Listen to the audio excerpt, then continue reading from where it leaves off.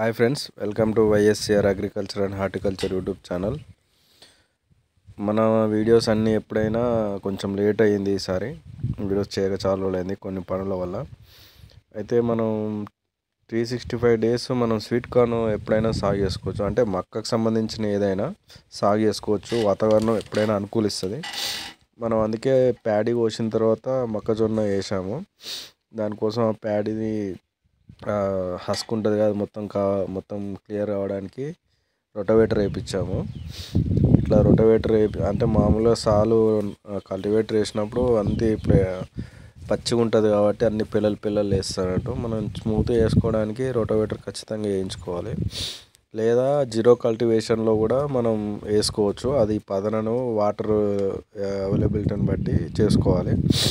Rotavator వేసిన తర్వాత మనం బోజలు కొట్టించుకోవాలి. ఇట్లా మనం చూడండి ఎట్లా నేనేం చేశానంటే, అందరూ 2 feet బై 2 feet తీసుకొని మొక్కలు పెడుతుంటారు. నేనేం చేశానంటే రోకు 4 feet గ్యాప్ తీసుకున్నా, మధ్యలో బోజ పోసుకున్నా. 4 feet గ్యాప్ తోటి బోజ పోసుకొని ఆ బోజ మీద ఫీట్ గ్యాప్లో 2 మొక్కలు పెట్టుకున్నా. సెంటర్లో డ్రిప్ ఇచ్చా, అటు ఇటు మొక్కలు పెట్టా. మీరు చూడండి, ఇలా చేయడం వల్ల మనకు ఉపయోగం ఏంటంటే ఆ గడ్డ అనేది మంచిగా వాటర్ అనేది ఉంటే మనం మడికట్లలో వేసినప్పుడు ఏమైందంటే ఇట్లా బోజ కొట్టడం వల్ల ఒకవేళ విపరీతమైన వర్షాలు ఏమైనా వచ్చినప్పుడు ఎలాంటి ఫంగస్లు వైరస్లు దాకకుండా ఆ భోజనం మీద మొక్క ఉండడం వల్ల వేరు వ్యవస్థ మంచిగా ఉంటుంది. ఆ వాటర్ అనేది ఆ మధ్యలో ఉన్న కాలువలోకి వెళ్ళి మనం బయటికి కొట్టుకోవడానికి కానీ, లేకపోతే ఆ కాలువలో ఉండి అక్కడనే ఇంకిపోయే అవకాశం ఎక్కువ ఉంటుంది. కాబట్టి ఖచ్చితంగా మడికట్లలో వేసినప్పుడు ఫస్ట్ బోజలు కొట్టుకోవడం చాలా ఇంపార్టెంట్. బోజలు కొట్టుకుంటే ఇలాంటి కొన్ని ఫలితాలు ఉంటాయి. వానలు ఎక్కువ పడడం వల్ల మనం డ్రిప్ వేసుకుంటున్నాం కాబట్టి మన బోజ మీద డ్రిప్ వేస్తాం, దానికి అటు ఇటు మొక్కలు పెట్టుకుంటాం. మొక్కకు వచ్చేసి మనం ఫీట్ గ్యాప్ తీసుకున్నాము. మీ ఫీట్కి మొక్క అంటే 30 centimeters ఒక మొక్క, అటొక వైపు ఇటొకటి జిగ్జాగ్లో పెట్టుకున్నాము డ్రిప్కి. ఇలా బోజలు మొత్తం మనం వేసింది 1.5 acre. 1.5 acre మొత్తం ఇలా బోజలు దీంతో కొట్టుకున్నాము. బోజ విడత వచ్చేసి మనకు 1.5 feet నుంచి 2 feet విడత వస్తుంది. మధ్యలో ఇట్లా వాళ్ళ మనుషులతోటి ఈ మధ్య మిషన్స్ కూడా వచ్చాయి. కానీ మిషన్స్ తోటి అంటే జీరో టిలేజ్లో పెట్టుకోవడానికి బాగుంటుంది. ఇలా డ్రిప్ వేసి బోజలు కొట్టుకున్నప్పుడు ఖచ్చితంగా ఆ డ్రిప్ను పట్టుకొని వాళ్ళకు చెప్తే దాని ప్రకారం వాళ్ళ మొక్కలు అటు ఇటు జిగ్జాగ్లో మొక్క పెట్టుకుంటూ వస్తారు విత్తనము.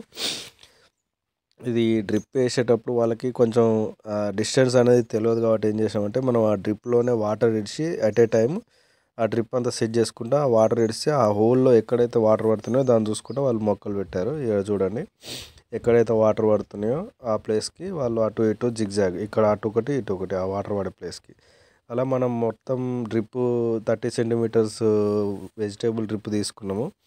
ఇది టెంపరరీ యూజ్, ఒక 2-3 times యూజ్ అవుతుంది డ్రిప్. తర్వాత తీసేయాలి, యూజ్ అండ్ త్రో టైప్ అన్నట్టు. మనకి ఇది తక్కువలో దొరుకుతుంది చీప్గా. 1800 నుంచి 2200 ఒక బిండల్ పడుతుంది. అది 800 meters ఉంటుంది ఒక్కొక్క బిండ. నాకు ఈ మొత్తం 1.5 acreకి 5 బిండస్ పట్టినాయండి అప్పుడు వేసినప్పుడు. ఇది మనం ఒక 2-3 times యూజ్ చేసుకోవచ్చు. నేను దీన్ని యూజ్ చేసుకుంటా. అలా మొత్తం మొక్కలు మనకు ఒక ఎకరంకి మనకు ఈ రకంగా పెట్టుకున్నప్పుడు 20 నుంచి 25 వేల మొక్క పడుతుంది.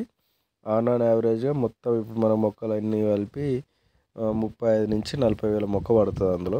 అందులో మనం ఒక 10% డ్యామేజ్ కింద పెట్టుకున్న రిమైనింగ్ది వస్తుంది. ఈ స్వీట్ కార్న్ది ఎలా ఉంటుందంటే, మనము ఎప్పుడైనా స్వీట్ కార్న్ 9 days అంటే అది హార్వెస్టింగ్ వచ్చిన టైం నుంచి 9 days లోపు దాన్ని మార్కెటింగ్ చేసుకోవాలి. లేకపోతే అది ఖరాబ్ అవుతుంది.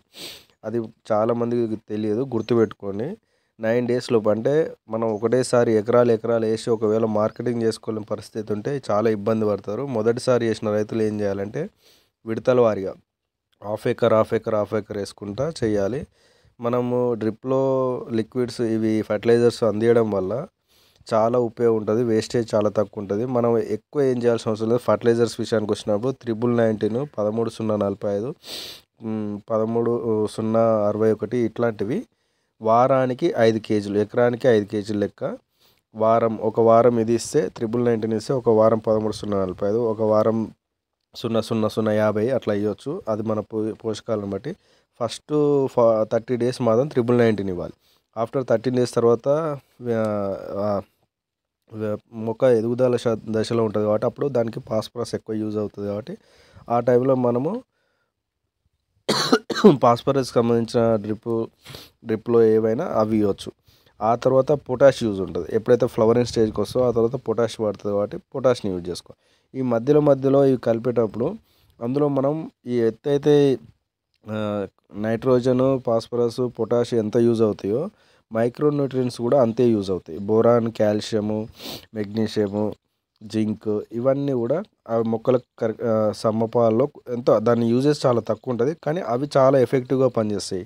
మనం ఏం చేయాలంటే అది స్ప్రేలో కానీ మ్యాక్సిమం స్ప్రేలో ఇస్తే చాలా బెటర్. మనం ఎట్లున్నా ఈ మొక్క నాటినప్పుడు ఫస్ట్ 20 డేస్లో మనం ఏం చేస్తాం, అట్రజన్ వాడతాం గడ్డి రాకుండా. గడ్డి మందు కొట్టిన తర్వాత నెక్స్ట్ ఏం చేస్తామంటే దీంట్లో మెయిన్ ఫాల్ట్ ఎక్కువ వస్తుందంటే కత్తెర పురుగు, ఈ ట్రిప్స్ అనేది ఎక్కువ ఉంటుంది. దానికోసం మనం మ్యాక్సిమము సేంద్రియ వ్యవసాయం లాగానే సస్యరక్షణ చర్యలు చేసుకోవాలి. దానికోసం మనం yellow sticky traps, blue sticky traps, white sticky traps పెట్టాలి. ఇది చూడండి, కత్తెర పురుగు ఏం చేస్తా అంటే ఫస్ట్ డైరెక్ట్ మొగిలోకి వెళ్తుంది. అది మొగిలో పడిందంటే ఆ ఎగ్ అందులో పెడుతుంది. అది అందులోనే పుట్టి మంచిగా కిందికి అది తినుకుంటా దాన్ని హోల్ చేసేస్తుంది. కాండం కింద దాకా హోల్ చేసి ఎయిర్లోకి వెళ్ళి దాని రిమైనింగ్ పూపా దశకి వెళ్ళిన తర్వాత భూమిలోనే పడుకొని మళ్ళీ అందులో గుడ్లు పెట్టి పిల్లలై బయటికి వెళ్తుంది. మళ్ళీ అట్లే అటాక్ అవుతుంది. చూడండి ఇప్పుడు ఇది ఆ మధ్యలో కణం తినేసి తింటూనే ఉంటుంది. ఇట్లా ఈ చేను ఎప్పుడైతే ఇలా డ్యామేజ్ అవుతుందో 30% వరకు రైతుకు నష్టం వచ్చే అవకాశం చాలా ఎక్కువ ఉంటుంది. ఇది మనం ఎప్పుడు తోటలో తిరిగి గమనించాలి. చూడండి ఇలా ఎలా అయిపోయిందో, మొత్తం తినేసుడు స్టార్ట్ చేసేసింది. అయితే ఇది ఒక 5 డేస్ మనం చూడకపోతేనే దీని అవతారం ఇలా అయిపోయింది. మనం అందుకే డే బై డే రోజు కానీ డే బై డే కానీ ఖచ్చితంగా చేనులో తిరిగి చూసుకోవాలి. దీనికి మెయిన్ వచ్చేది కత్తెర పురుగు ఎఫెక్టే చాలా ఎక్కువ ఉంటుంది కాబట్టి దానికోసం మనం ఏం చేయాలంటే మనం ఏ మందు తీసుకున్నా మొగిలో స్ప్రే చేసినప్పుడు మొగిలో అంతగానం పడదు. దీనికోసం ఏం చేయాలంటే సపరేట్ గుళికలు తయారు చేసుకోవాలి, లేదా మార్కెట్లో గుళికలు దొరుకుతాయి. అవి కొనుక్కొని ఒక బాటిల్కి హోల్ పెట్టి, ఇప్పుడు నేను వీడియోలో చూపిస్తున్నట్టు చూడండి, ఆ చిన్న హోల్ చేసి మొత్తం బాటిల్ నింపుకొని అలానే వేయచ్చు. లేదా మన చేతితోటి చిటికెడు ఇట్లా పట్టుకొని కరెక్ట్గా మొగిలో ఇట్లా పడేటట్టు వేయాలి. వేస్తే ఆ మొగిలో ఉన్న పురుగు ఆ వాసనకి అది భరించలేక బయటకు వచ్చి చాలా దారుణంగా చనిపోతుంది.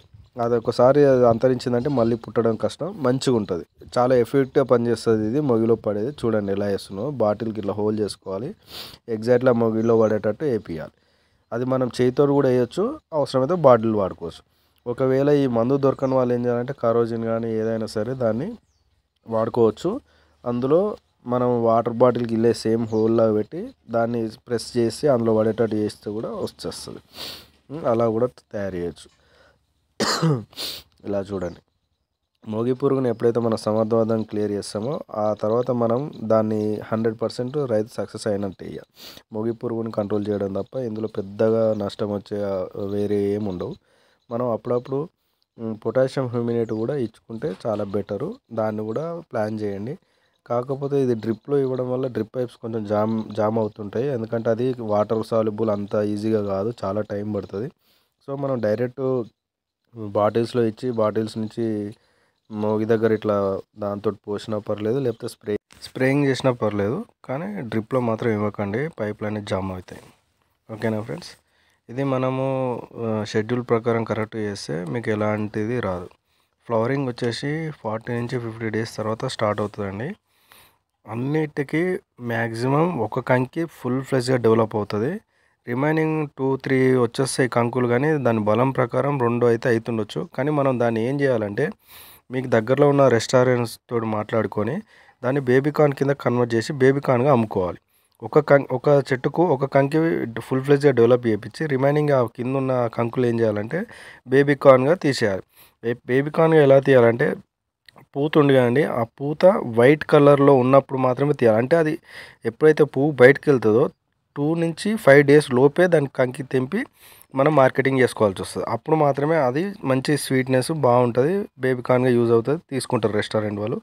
మ్యాక్సిమం రేట్ వచ్చేసి 150 నుంచి 180, 200 దాకా కూడా అమ్ముతున్నారు క్వాలిటీని బట్టి. ఓకేనా, ఇది ప్రతి ఒక్కరు గుర్తుపెట్టుకోవాలి. ఒక కంకిని మాత్రం మనం డెవలప్ చేసుకొని స్వీట్ కార్న్‌గా 24/7 మనం 365 డేస్ పండించుకోవచ్చు. ఇందులో ఎలాంటి ఆహ్, వేరే నష్టాలు అట్లాంటివి ఏం జరగవు. మ్యాక్సిమం మనం మెయింటెనెన్స్ కరెక్ట్ ఉంటే మంచిగా డెవలప్‌మెంట్ చేసుకోవచ్చు. మంచిగా ఉండొచ్చు. మన ఏరియాలో ఎప్పుడైతే హైవేలు ఉంటాయో, హైవేల పొంటి మీకు ఖచ్చితంగా ఎవరో ఒకరు అమ్మేవాళ్ళు ఉంటారు. మీకు చాలామంది చూడండి. టోల్ గేట్స్ దగ్గర కానీ, మెయిన్ రోడ్ హైవేస్ మీద కానీ ఈ స్వీట్ కార్న్, నార్మల్ కంకులు కాల్చి అమ్మడం, ఉడకబెట్టి అమ్మడం చాలామంది ఉంటారు. వాళ్ళని టై అప్ చేసుకోవచ్చు. లేదా మీరు సిటీస్‌లో ఉన్న వాళ్ళకి కూడా కొందరు మన రెస్టారెంట్స్‌లో కానీ లేకపోతే సినిమా హాల్స్‌లో కానీ కూడా ఇట్లాంటివి ఉంటారు. వాళ్ళకి కూడా టై అప్ చేసుకొని మనం రెగ్యులర్‌గా చేసుకోవాలి. కాకపోతే ఒకటేసారి వేయకుండా ఎప్పుడైనా హాఫ్ ఎకర్ నుంచి స్టార్ట్ చేసి 15-20 డేస్ గ్యాప్ తోటి వేసుకుంటూ వెళ్తే 365 డేస్ మనం పండించవచ్చు. ఇందులో మనకు ముఖ్యమైన పాత్ర పాలినేషన్‌కి తేనెటీగలు చాలా ఉపయోగపడతాయి. ఎప్పుడైతే ఫ్లవరింగ్ స్టార్ట్ అవుతుందో మన ఏరియాలో పాలినేషన్ ఉన్నప్పుడు బేబీ కార్న్ అయినా సరే మంచిగా ఫస్ట్ వచ్చే కంకి అయినా సరే మంచి డెవలప్ అవుతుంది. కంకి మంచి సైజు రావడానికి పాలినేషన్ చాలా ఇంపార్టెంట్. మీ దగ్గరలో తేనెటీగలు ఉంటే వాటిని చంపకండి. వాటిని తేనె తీసి మీ ఏరియా నుంచి పంపించకండి. వాటిని ఎంత మన చుట్టుపక్కల ఎంత ఉంటే అంత బెటరు. మీకు కృత్రిమంగా కూడా పాలినేషన్ కావడానికి తేనెటీగ పెట్టెలు దొరుకుతాయి. ఒక 5000 పెట్టి దొరుకుతాయి. అవి కూడా ఫ్లవరింగ్ స్టార్ట్ అయ్యే టైంకి తెచ్చుకొని వేసుకోవచ్చు. అలా కూడా మీకు మంచి హార్వెస్టింగ్ టైం వరకు మంచిగా వస్తుంది. దీని పంట కాలం వచ్చేసి 75 డేస్ నుంచి 80 డేస్ పూర్తి కంప్లీట్ అయిపోతుంది. 80 డేస్ 75 నుంచి 80 డేస్లో మనం చాలా జాగ్రత్తగా ఉండాలి. ఆ టైంలో కంకి పాలు పోసుకొని బయటికి వెళ్ళే టైంలో దానికి రామచిలుకలు, అడుగు పందులు అనేది చాలా బెడద ఉంటుంది. వాటిని మనం ఖచ్చితంగా 10 డేస్ ముందు నుంచి మనం కావలి కాయాలి. లేదా ఏదైనా సోలార్ ఫెన్సింగ్ చేసుకొని అడుగు పందులకు పెట్టుకోవచ్చు. లేదా రిమైనింగ్ ఇంకేమన్నా అనుకుంటే డైలీ మనం ఒక మనిషిని పెట్టి ఆడ కొట్టాలి. మనం కొన్ని ప్రయత్నాలు చూసాము. హార్వెస్టింగ్ అలా చేస్తే బాగా వచ్చింది. మీరు కూడా అలా ట్రై చేయండి. మన యూట్యూబ్ ఛానల్ నచ్చితే సబ్స్క్రైబ్ చేయండి. మన ఈ వీడియో ఎవరికైనా కావాలనుకున్న రైతులకు షేర్ చేయండి. Thank you friends. Thank you very much.